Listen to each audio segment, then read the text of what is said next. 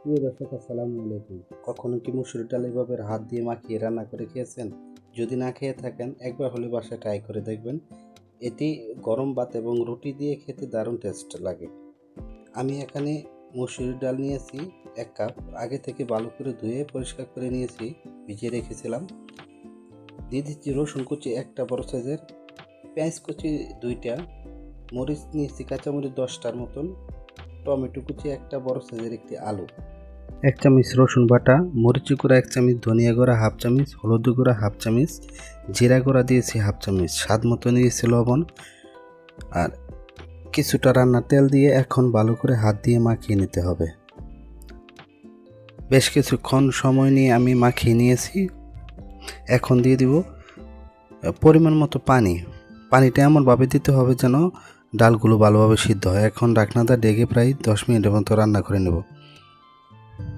কিছুক্ষণ পর ঢাকনাটা উঠিয়ে দেখেন এখনও ভালোভাবে সিদ্ধ হয়নি। আবারও মিশিয়ে দিয়ে ঢাকনাটা ঢেকে রান্না করে নেব। দেখেন টমেটোগুলো, আলুগুলো সবগুলো গলে গেছে, খুব ভালো করে সিদ্ধ হয়েছে। এখন ডালের মধ্যে আমি একটি বাগার দিয়ে নেব।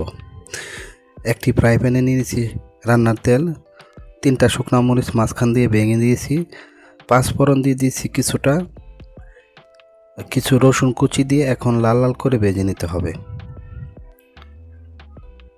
ভাজা হয়ে গেলে সাথে সাথে আমি ডালের মধ্যে দিয়ে দিচ্ছি। খুব সহজেই এই ডালটা রান্না করে খেয়ে দেখতে পারেন। ডাল তো অনেকভাবে খেয়েছেন, কিন্তু এভাবে তো আপনারা অনেকে এখনও রান্না করে খান নাই। একবার হলে বাসায় ট্রাই করে দেখবেন এভাবে ডাল রান্না করে খেতে। ধনেপাতা কুচি নাই, ধনেপাতা নাই তাই আমি দিতে পারলাম না, তবে ডাল রান্না খুব টেস্টি হয়েছে। একবার হলে আপনারা ট্রাই করে দেখবেন। ভিডিওটি ভালো লাগলে প্লিজ আমার চ্যানেলটি সাবস্ক্রাইব করবেন। ফেসবুকে যারা দেখছেন পেজটা ফলো দিবেন। আসসালামু আলাইকুম। সবাই ভালো থাকবেন, সুস্থ থাকবেন। আল্লাহ হাফেজ।